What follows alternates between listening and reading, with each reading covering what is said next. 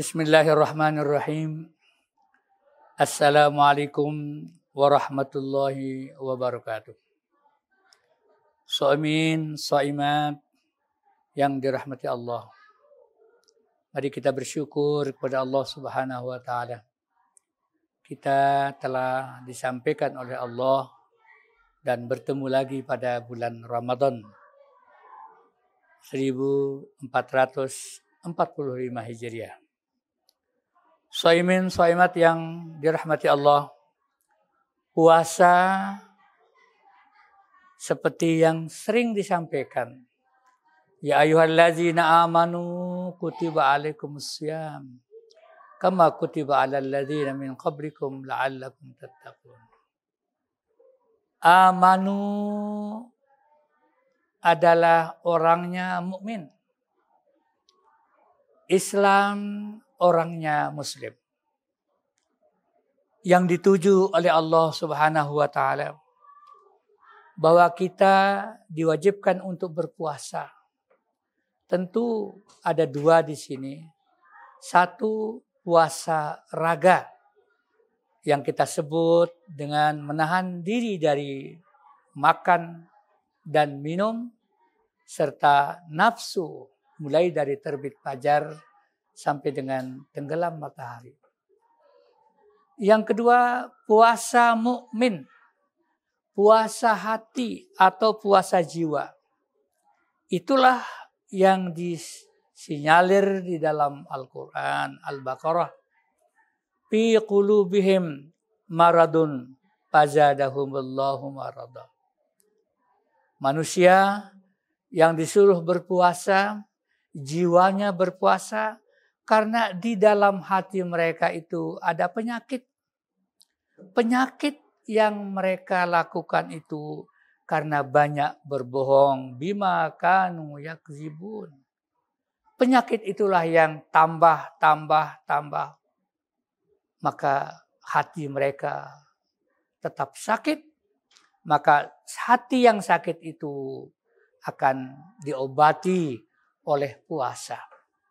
Maka puasa inilah yang membentuk orang itu menjadi tidak ada lagi penyakit dalam hati.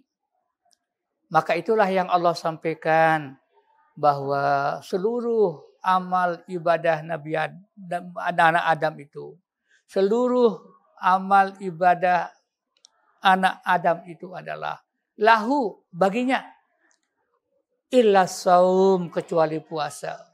Wa ana ajzi bihi dan sayalah yang akan memberikannya.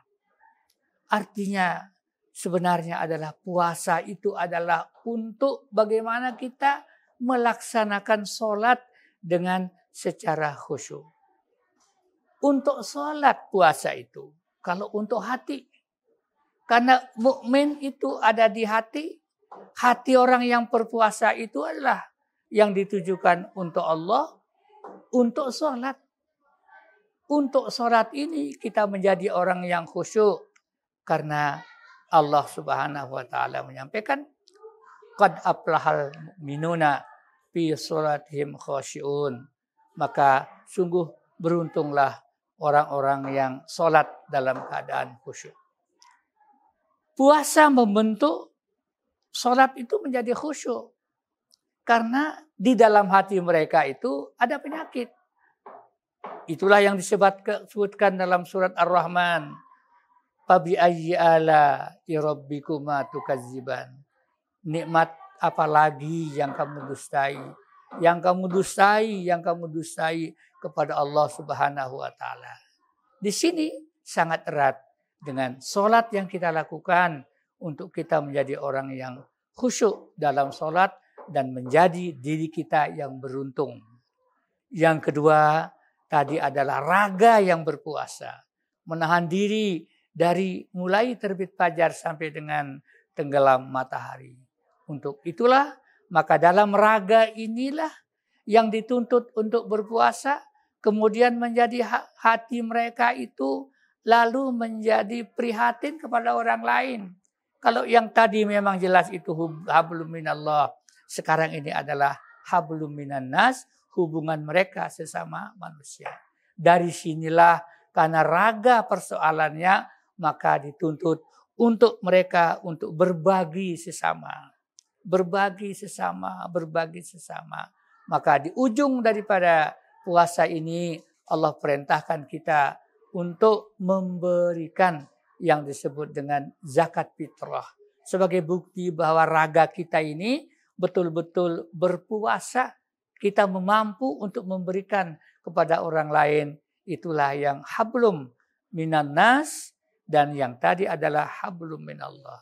Untuk itu maka di akhir Ramadan, di bulan Ramadan ini adalah karena raga yang berpuasa. Maka kita diharapkan untuk memberikan, untuk membagi, untuk berbagi kita. Yang Allah Subhanahu wa Ta'ala zakat fitrah. Tetapi tidak hanya itu, kita bisa kembangkan menjadi THR namanya, berbagi yang lainlah namanya. Sehingga orang lain juga merasakan bagaimana puasa yang diciptakan oleh raga kita sendiri. Inilah yang bisa saya sampaikan pada saat ini. Mudah-mudahan ada manfaatnya. Nasrun minallah wa fatahun qarib wa basyiril mu'minin. Assalamualaikum warahmatullahi wabarakatuh.